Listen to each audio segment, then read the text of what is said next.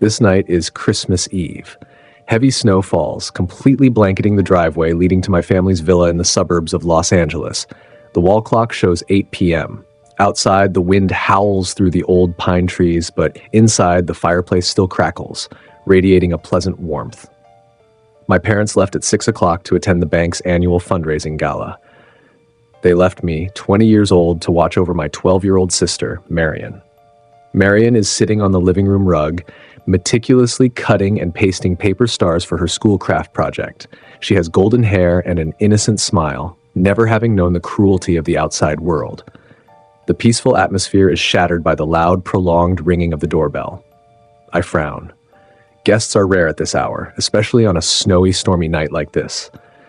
I tell Marion to stay put and walk out to the foyer. I switch on the porch light and look through the small glass pane on the main door. A young man is standing there. He looks about 25, wearing a neatly tailored black wool coat with a gray wool scarf wrapped around his neck.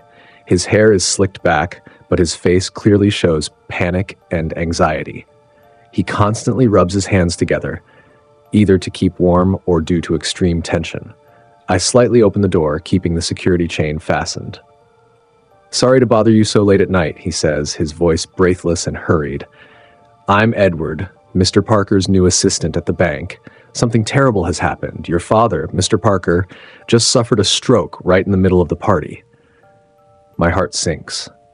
"Your mother is at the hospital with him," he continues, his eyes full of urgency.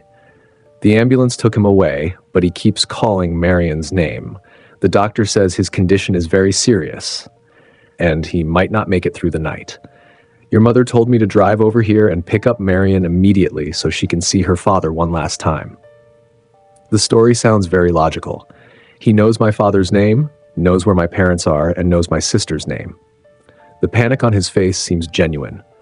Marion, hearing the conversation, has run out and is standing behind me. "What happened to Dad?" she asks, her voice trembling. "I'm going to take you to see your dad, Marion. Hurry, there's not much time left." He looks straight into Marion's eyes, his voice full of sympathy and persuasion. I feel Marion's small hand clutching my shirt. My protective instinct flares up, but my reason, honed by the skepticism of a law student, quickly intervenes. Something is wrong. Why didn't Mom call home? Why send a new employee I've never met? "Wait a moment, I need to get her coat," I say, trying to keep my voice steady. "Hurry up, Mr. Parker. Every second is precious," he urges.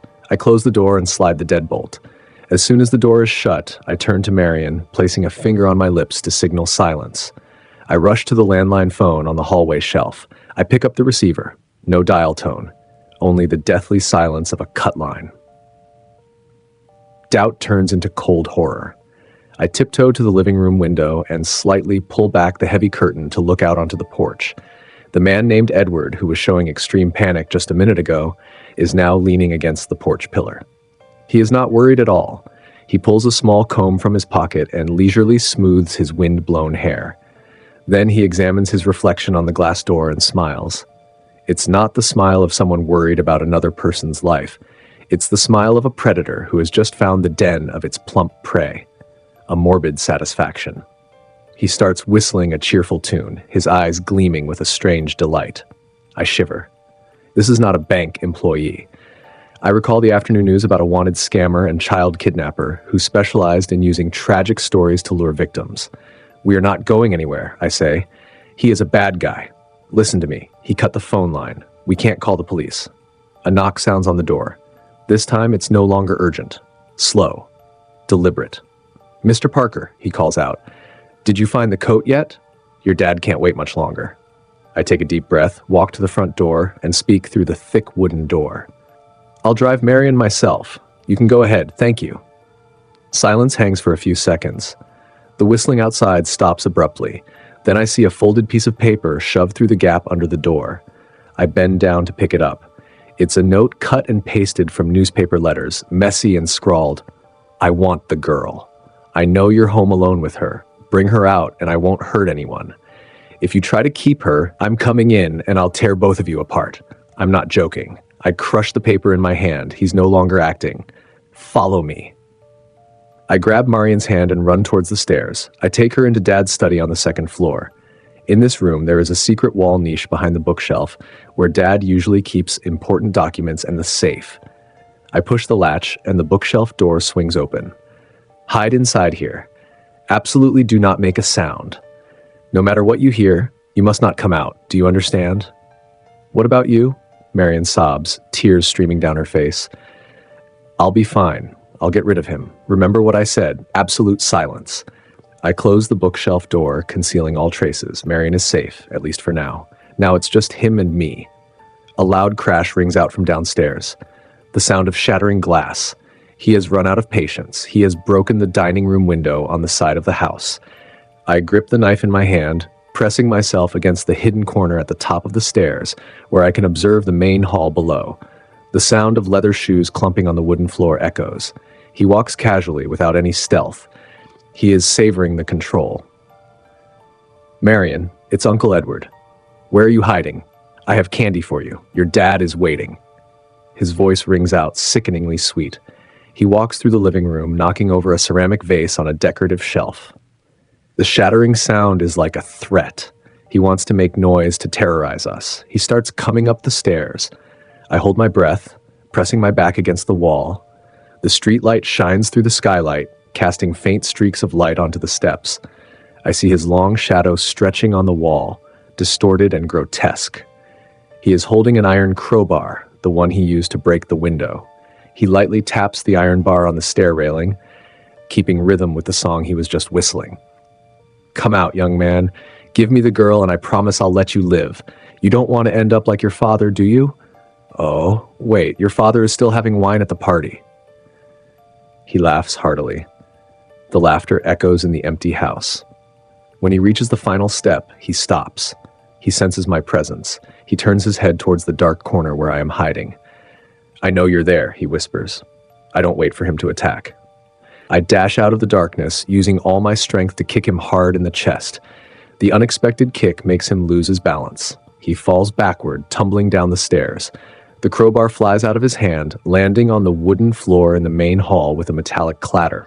I rush down after him, intending to grab the crowbar, but he's faster than I expected. He jumps up, roaring with anger, his face now contorted in pain and madness. He lunges at me, slamming me against the wall. I fall, my head hitting the drywall hard, momentarily stunned. The knife in my hand drops and slides away. He stands up, brushing the dust off his expensive coat. He sneers, walking closer to me, pulling a gleaming folding knife from his pants pocket. You ruined my suit, he says, his voice icy. Now I have to teach you a lesson in manners before I go up and fetch the beautiful Marion. He swings the knife down. I roll to the side, thus avoiding the razor-sharp blade that plunges into the wooden floor. I grab the fire extinguisher located in the corner of the hallway. As he bends down to pull the knife out, I release the safety latch and spray the freezing CO2 foam directly into his face. He screams, covering his eyes. White foam completely covers his head, temporarily disorienting him. I don't miss the opportunity. I swing the heavy fire extinguisher up and smash it hard onto his right shoulder. The sound of a bone breaking is dry and distinct. He collapses, the knife falling from his hand, but he hasn't completely passed out. He thrashes, his left hand blindly reaching out and grabbing my leg. The power of his madness makes him more dangerous than ever. I step back, trip over the rug, and fall. He lunges on top of me, his left hand gripping my throat tightly. His eyes are bloodshot, and the white foam all over his face makes him look like a devil from hell. Die! He growls, spit flying onto my face. I feel like my lungs are about to burst. My vision starts to blur. My hand frantically searches the floor. My fingers touch a cold metallic object, the crowbar. I grip it tight, summoning my last bit of strength to swing it hard, striking his side. He gasps in pain, the pressure on my neck loosening. I take a long breath, regaining clarity. I use the tip of the crowbar to forcefully jab him under the chin. He flips backward, lying motionless on the floor, blood oozing from his mouth. I slowly get up, gasping for breath. I run to the second floor, opening the secret bookshelf door. Marion is huddled in the dark corner, tightly covering her ears. Let's go. I pull my sister's hand. We run downstairs, stepping over the motionless body of the man named Edward. I pull Marion out the front door and rush into the snowy, stormy night. We run to the neighbor's house 200 meters away and pound on the door for help. When the police arrive 15 minutes later, Edward is gone. He had regained consciousness and crawled out the window, leaving a long trail of blood in the white snow. The police find his car abandoned 2 miles away, out of gas. In the trunk, they find ropes, duct tape, and a large suitcase big enough to hold a 12-year-old child. He was William Edward Hickman, the man the press called the Fox. My parents return in a panic shortly after. My father is perfectly healthy, having not suffered a stroke at all. It was all a play orchestrated by a monster. Although the Fox was caught a week later in another state after a fierce chase, every Christmas Eve, I still never dare to open the door when the bell rings, and I never forget his smile through the glass pane, the smile of a man who knew exactly what he was hunting. The snowstorm hit northern Minnesota 2 weeks earlier than predicted. The snow was thick and blindingly white, swallowing every trail leading into the vast pine forests surrounding my cabin. The outside temperature had dropped below negative 20 degrees Celsius. I had chosen this place to escape the noise and pressure of city life after my divorce. Solitude was the medicine I needed, but tonight that solitude took on a threatening shape. The wind whistling through the window gaps created sounds like endless, ghostly sighs. The power flickered and then died completely around midnight, leaving me with the flickering light of the wood fireplace and a few emergency candles. I sat in my armchair, the book in my hands long forgotten, my eyes staring into the inky blackness outside the large window. That's when I heard the sound. It wasn't the wind whipping branches against the roof. It was knocking. Urgent. Frantic. Someone was using their bare fists to pound violently on my thick oak door in the middle of this deadly blizzard. I stood up, a cold dread running down my spine, not from the temperature, but from a rising survival instinct. I grabbed the baseball bat next to the fireplace, my only weapon, and tiptoed to the front hall. I didn't turn on the flashlight. I pulled back the small curtain covering the glass pane on the main door and looked out. Under the weak, solar-powered porch light, I saw a man. He looked about 40, his face pale from the cold, his hair and beard covered in snow. He wore a heavy coat, but his abdomen was soaked in fresh blood, a horribly vibrant red against the white snow. He was clutching his stomach, his other hand pounding relentlessly on the door. "Please," he yelled, his voice torn by the storm but still audible through the door gap. My car skidded down the ravine on the south curve. My wife and child are trapped in there. She's badly hurt. Too much blood. Let me borrow your phone to call for help. Please save us. My heart constricted.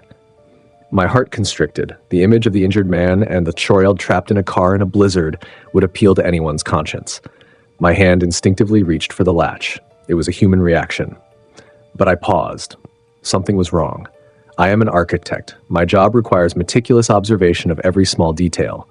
His eyes, although his face showed pain and panic, his eyes were too clear.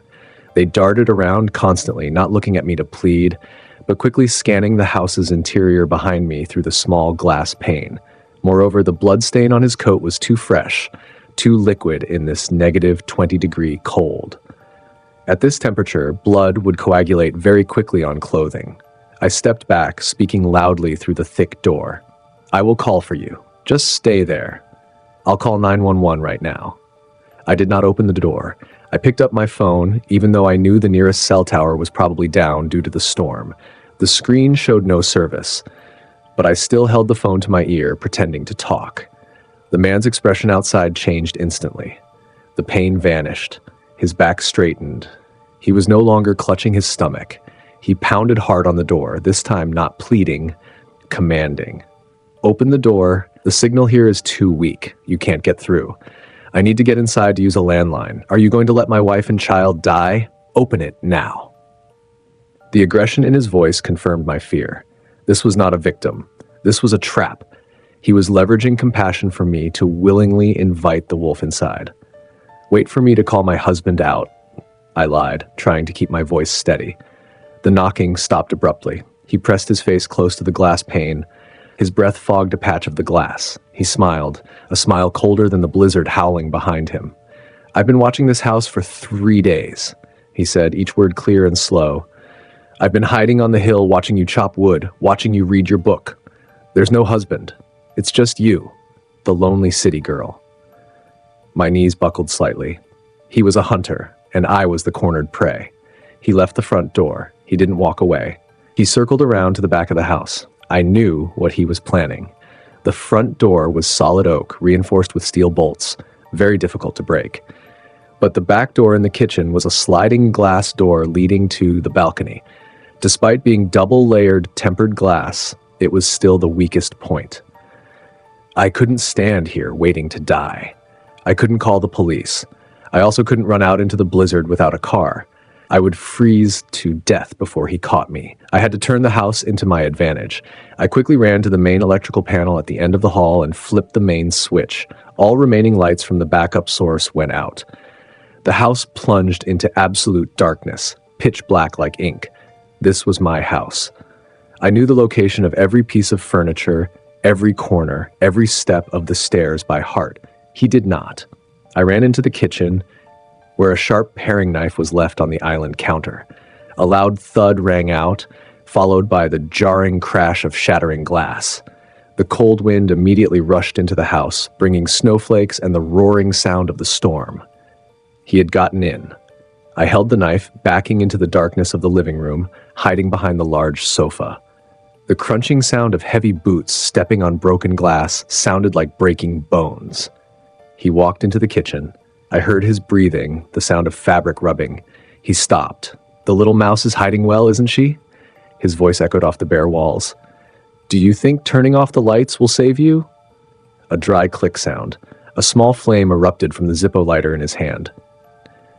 The flickering light was weak, but enough for him to see the vague shapes around him. He held the lighter high, his shadow stretched long on the floor, dancing grotesquely with the movement of the flame. He began to search room by room. He wasn't rushing, he was enjoying this. I held my breath, pressing myself against the cold wooden floor. I watched him through the gap between the sofa and the floor. He walked toward the stairs, shining the light up to the second floor. I knew I couldn't hide forever. He would search every square meter of this house. I needed to get to my car. The car keys were hanging on a hook right next to the kitchen door, the one he just smashed to get in. To get the keys and escape, I had to lure him away. I looked around the floor, my hand touching a small bronze decorative statue I kept on the coffee table. It was heavy and solid. I waited. When his shadow disappeared around the bend of the stairs, I used all my strength to throw the statue towards the hallway leading to the downstairs bedroom, in the opposite direction from the kitchen. The statue hit the wooden door, creating a loud bang. He yelled and immediately turned, rushing down the stairs toward the sound. The flame in his hand drew a long streak of light in the air. This is my only chance. I sprang up from my hiding spot, my bare feet racing toward the kitchen. I tried to run as lightly as possible, but my gasping breaths of fear were too loud in the silent space. I reached the kitchen door. The cold wind was biting my face. Broken glass shards stabbed my foot, hurting me sharply, but I didn't dare stop. My hand fumbled on the wall, searching for the key hook. There it is, the cold bunch of keys nestled in my palm, but just then I heard a hearty laugh behind me. "I see you." He hadn't gone into the bedroom. He had stopped as soon as he heard my footsteps running. He was faster than I thought. I turned around. The Zippo flame was rushing toward me at terrifying speed. He was only a few steps away. The knife in my hand was trembling. I am not a warrior. I cannot win against him in a hand-to-hand struggle. My eyes quickly glanced at the kitchen counter nearby. A can of industrial oven cleaner spray. The chemical I used to clean the grill yesterday was still there. He lunged at me, his hand reaching out to grab my hair. I dropped the knife, snatched the cleaner spray can. Without thinking, I raised it, aiming directly at the flickering flame that illuminated his triumphant face. A stream of powerful chemicals shot straight into his eyes just as the Zippo flame flared up, highlighting the target. He let out a pathetic scream. The scream tore through the night.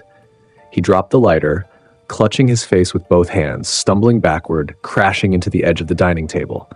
I rushed out through the shattered doorframe. The blizzard lashed my face like 1,000 stinging needles. The snow was calf deep.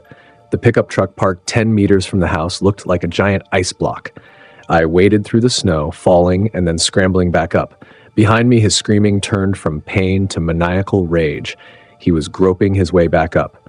I reached the car, my numb hands almost senseless. I jammed the key into the lock and twisted hard. The car door was frozen shut. I used both hands and my body weight to yank it open. The door popped open with the crackling sound of breaking ice. I jumped into the car, slammed the door shut, and locked it. Through the rearview mirror, I saw him stagger out of the kitchen door. His face was bright red, swollen, his eyes tightly shut, his hands wildly grasping the air with my paring knife in his grip. He lurched toward the sound of the car door closing, guided by his hearing instinct. My trembling hand stuck the key into the ignition. The cold diesel engine sputtered a few times, refusing to start. He was close to the front of the car. He rammed the knife onto the hood, creating a chilling metallic sound. He fumbled toward the driver's side door. "Start, please," I whispered, tears streaming down. I turned the key one more time. The engine shuddered and then roared to life. He pounded his fist on the window glass, his distorted face pressed against the pane, tears and snot mixing with the cleaning chemical. He couldn't see me, but he knew I was right there. I put it in gear and stomped on the gas pedal. The pickup truck lurched forward, its wheels spinning and grinding the thick snow before gripping the road and speeding away. I felt the impact as the side of the car knocked him down into the snow. I didn't slow down. I drove frantically along the winding trail through the blinding white storm. I only stopped when I saw the bright neon lights of the 24-hour gas station 5 miles away. I sat in the car under the gas station's high-pressure lights, shaking uncontrollably. I looked in the rearview mirror. No one was following, only the night and the surrounding blizzard.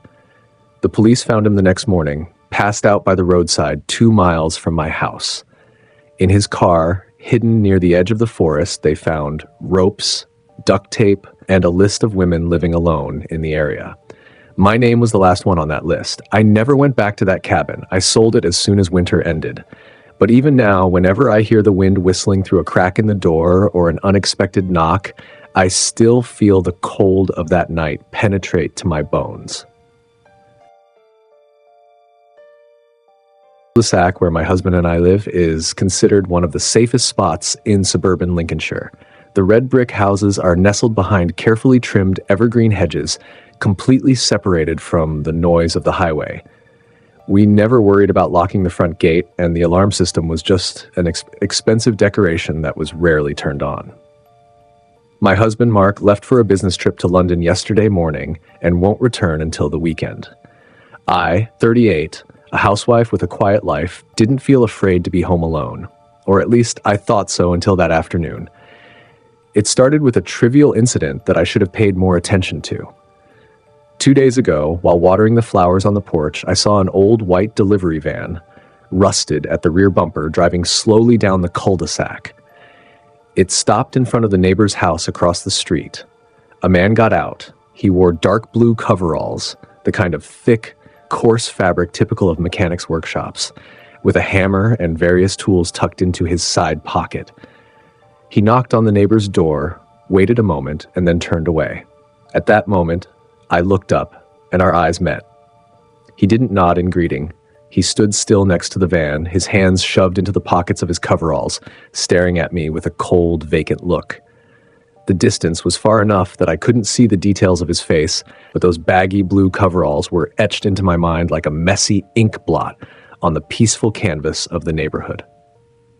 Today is Wednesday. I returned home at 4 p.m. after a trip to the supermarket. Autumn in England darkens quickly. Fog began to rise from the fields behind the house, enveloping the garden in a hazy, opaque, white curtain. I parked the car in the garage and carried 2 bags of groceries inside through the side door that connects to the kitchen. The moment I stepped in, I froze. Something was different. The house was silent. The kitchen lights were off, but the air inside seemed thick, heavier than usual. I am sensitive to smells. I always use lavender essential oil to scent the house, creating a relaxing atmosphere. But now, threading through the familiar lavender scent was an unfamiliar, sharp odor. I sniffed slightly. It was the smell of burnt machine grease mixed with cheap cigarette smoke. the smell of an old auto repair shop. I put the grocery bags down on the kitchen counter, my heart starting to beat faster.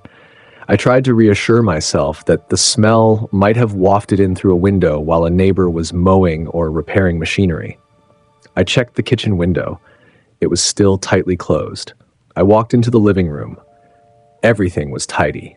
The TV, the expensive stereo system were untouched. Mark's laptop, forgotten on the desk, hadn't been moved. If it were a burglar, they would have taken these things first. But the sense of unease still clung to me. I walked towards the small dressing table placed in the corner of the living room, where I usually kept my keys and wallet. The drawer was slightly ajar. I distinctly remember always shutting it tight because the hinge was a bit loose. If I didn't close it firmly, it would slide open by itself. I pulled the drawer open. The wallet was there. The cash inside was intact. No jewelry was missing, but the deep red lipstick I used this morning had been moved. It was lying in the left corner instead of standing upright in the acrylic tray, as was my habit.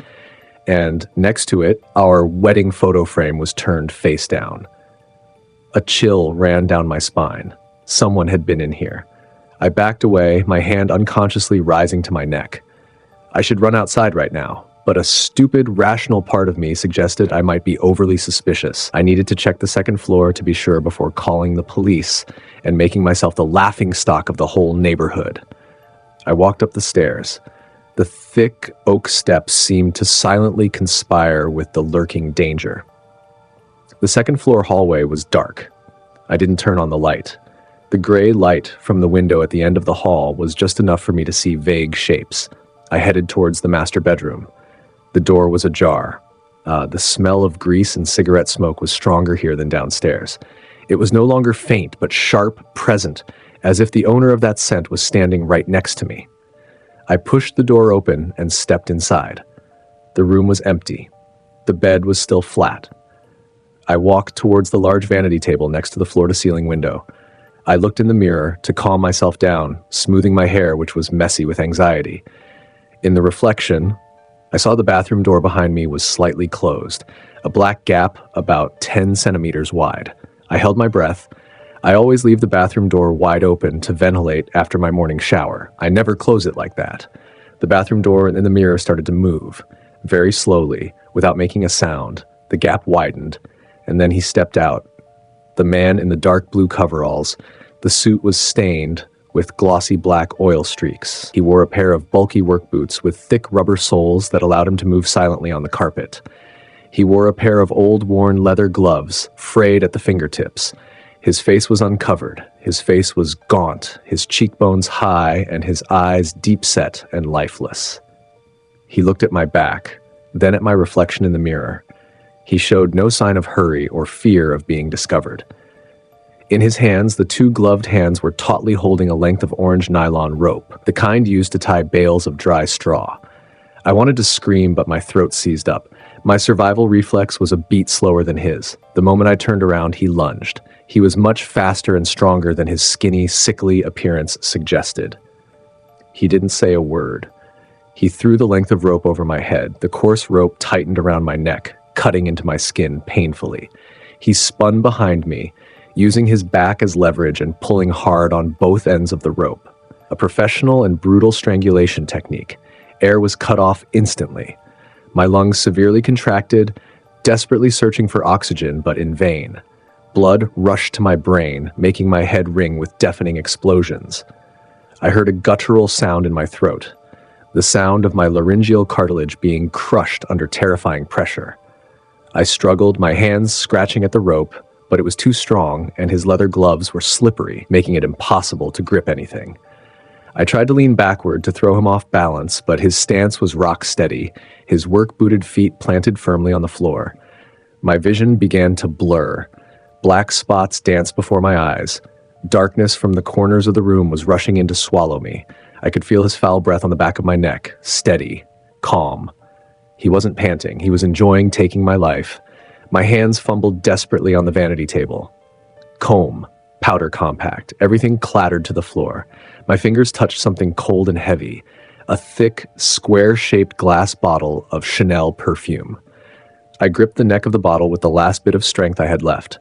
I swung my arm backward, using all my might to smash the bottom of the perfume bottle into him. He roared in pain, a dull, deep sound escaping from his chest. His legs instinctively gave way. The grip on my neck loosened slightly. Just slightly, but enough for a thin stream of air to rush into my lungs. I spun around, facing him. I didn't let go of the perfume bottle. I slammed it into his face again. The sharp edge of the bottle hit his cheekbone. He let go of the rope with one hand to clutch his face. The rope slackened. I threaded my fingers into the gap between the rope and my neck and yanked it off. I coughed violently, my throat burning as if cut by a knife. But I was not allowed to stop. He was struggling to get up, his bloodshot eyes glaring at me with fury. The initial calmness had vanished, replaced by the madness of a wounded animal. He reached his bloodied, gloved hand toward me. I backed away, tripped over the stool, and fell backward onto the floor. I curled my right leg up and kicked him straight in the groin. A kick loaded with all my fear and desire to survive. He collapsed to the floor, curled up, a painful groan escaping through his clenched teeth. I scrambled up, my limbs shaking so violently that I had to cling to the edge of the bed to steady myself. I didn't look back at him. I bolted out of the bedroom. I ran down the stairs, nearly tumbling on the last step. I raced to the front door, my hand trembling as I turned the deadbolt. The door burst open. The cold air outside rushed into my lungs, bringing life. I ran across the dew-wet lawn, darted over to Mrs. Thompson, the neighbor's house, and pounded repeatedly on her door. "Help me! There's someone in the house!" I yelled, my voice hoarse and broken. When the police arrived later, my house was empty. The back door in the kitchen was wide open. Muddy boot prints from the work boots led from the staircase out the back door, disappearing into the thick fog of the sparse forest behind the cul-de-sac. The police found the orange nylon rope discarded on the bedroom floor, next to the bloodied perfume bottle. They collected blood samples and fingerprints, but found no matching records in the database. The man in the blue coveralls seemed to have vanished into thin air. That night, after giving my statement, I was allowed back into the house to take inventory under police supervision. The money was intact. The expensive jewelry was not missing. The laptop, the camera, everything was in its place. He didn't come to steal. I sat at the vanity table, looking at my bruised face and the distinct red rope mark around my neck in the mirror. I tremulously checked my small personal items again. We moved the following month. But even now, whenever I pass by an old white van or a figure in oil-stained blue coveralls, my throat tightens, feeling the coarse rope still constricting, and I know that somewhere out there he is still waiting for a chance to knock on another door on a foggy afternoon. The heat wave in Sacramento that year was unlike anything I had ever experienced. The asphalt shimmered even after the sun had set, and the air felt thick like a wet wool blanket covering the entire valley. At 4 p.m. that afternoon, my house's central air conditioning unit emitted a metallic groan and then died. I am a person who lives by rules and is somewhat obsessed with security. My old friends often ridiculed my habit of checking the door locks 3 times before going to sleep. I didn't care. Living alone in a large 2-story house in the suburbs required vigilance. I never forgot my keys, never forgot to turn on the alarm system, and absolutely never opened a window at night. But tonight was an exception. The temperature in the house was still 32 circ C dollars at 10 p.m. The stuffiness made my head spin. The repairman was fully booked until next week. I lay in bed, sweating profusely, feeling like I was being baked alive in my own bedroom. After 2 hours of tossing and turning, my reason began to compromise with the discomfort. I looked out the bedroom window. It was on the 2nd floor, over 4 meters above the ground. The exterior wall was flat stucco with no ledges to grip, and the only thing there was an old bougainvillea trellis clinging to the corner, but it looked too flimsy to support a human's weight. I convinced myself it would be safe. No one could climb up there without making a loud noise. I flipped the latch, pushed the glass frame up about 15 centimeters, and wedged a thick book in the gap so the breeze could come in, but no one could squeeze through. The hot, suffocating night air rushed in, bringing a tiny bit of comfort. I drifted off to sleep with the thought that I was still in control of the situation. I woke up at 2 a.m., not because of a noise, but because of a burning thirst. My throat was as dry as if I had swallowed sand. The room was still hot, but the draft from the window had helped the air circulate somewhat. I sat up, fumbled for the water bottle on the nightstand, but it was empty. I was forced to go down to the kitchen. The house was submerged in silent darkness. I stepped barefoot onto the hallway, feeling the cool wooden floor beneath my feet. I didn't turn on the lights because I was too familiar with the house's layout, and the faint orange streetlight filtering through the curtain gaps was enough to navigate. As I walked down the stairs, I had a strange feeling, a very slight change in air pressure. There was a faint breeze on the ground floor. This was illogical because I had tightly closed all windows and doors downstairs before going to bed. I stopped at the bottom stair, listening. There was no sound at all, only the low hum of the refrigerator in the kitchen. I walked into the living room to pass through to the kitchen. The moonlight tonight was quite bright, shining through the large French windows, forming long streaks of light on the cream-colored rug. My eyes scanned the room out of unconscious security habit. Everything was in its place. Sofa, TV, bookshelf. Then I looked down at my feet. On the clean cream-colored rug right near the bottom of the stairs, there were dark marks. I squinted and stepped closer. It was dirt. Dark, damp streaks of soil imprinted with the partial shape of a sneaker sole. My heart skipped a beat, then pounded violently in my chest. I followed the direction of the footprints, and they didn't lead in from the front door. They didn't lead up from the back door either. These footprints started at the bottom of the stairs and led back deeper into the darkness of the living room, towards the kitchen and the dining area. A chill ran down my spine, completely chasing away the summer heat. Logic began to piece together the facts at lightning speed. Front door locked. Ground floor windows locked. The alarm system on the first floor still showed a green light. The only unprotected entry was my bedroom window. He didn't break in on the first floor. He climbed the bougainvillea trellis. He pushed away the book I wedged in the window. He climbed over me while I was sound asleep. He went down the stairs before I did, and that means he is down here. With me. I backed up, my back touching the wall. I needed to go back to the bedroom, lock the door, and call the police. My phone was charging on the nightstand. But just as I lifted my foot to turn back to the stairs, a sound from the kitchen. It was the clink of a glass bottle lightly hitting the granite countertop. He was rummaging. The distance from my position to the bottom of the stairs was only about 2 meters, but the stairs were old wood. They would creak if I ran fast. And more importantly, the stairs were clearly visible from the kitchen. I was trapped. I looked around in the darkness, desperately seeking a solution. The laundry room was at the end of the left hallway, about 5 steps away. That was the only place with a thick door and a lock from the inside on the ground floor. I held my breath, moving 1 step at a time. I tried to place my weight on the outer edge of my foot to minimize noise. 1 step, 2 steps. The sound in the kitchen stopped abruptly. The sudden silence was even more terrifying than the noise. I dashed for the laundry room door, no longer concerned with silence. I slipped inside, slammed the door shut, and turned the latch. The next second, a strong force slammed into the door, making the wood frame tremble violently. He was right behind me, much faster than I had imagined.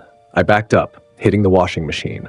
In the dense darkness of the windowless laundry room, I heard the doorknob being violently turned.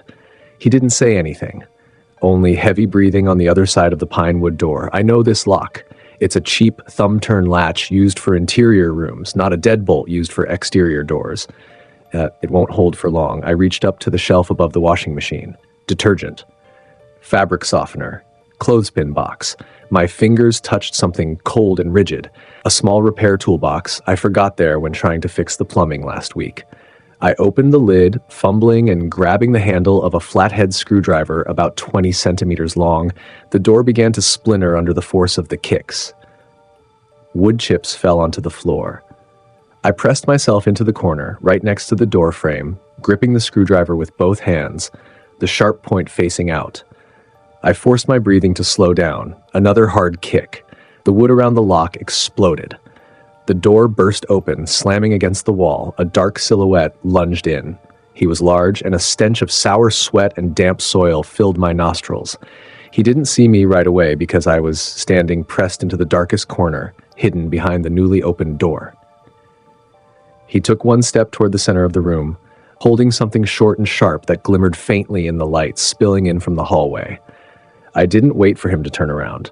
I channeled all my strength and fear into my right arm, lunged forward, and stabbed the screwdriver hard into his flank. The feeling of metal piercing through the fabric and embedding into his flesh made me feel sick.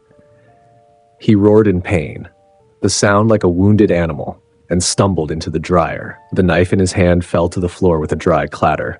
I let go and ran. I burst out of the laundry room, running down the hall toward the front door. My foot slipped on the smooth wooden floor, but I instantly regained my balance. Behind me, I heard him scrambling up, heavy footsteps chasing me. He was injured, but his rage could make him faster. I reached the front door. My hand was shaking violently as I touched the locks. 1 lock, 2 locks, 3 locks.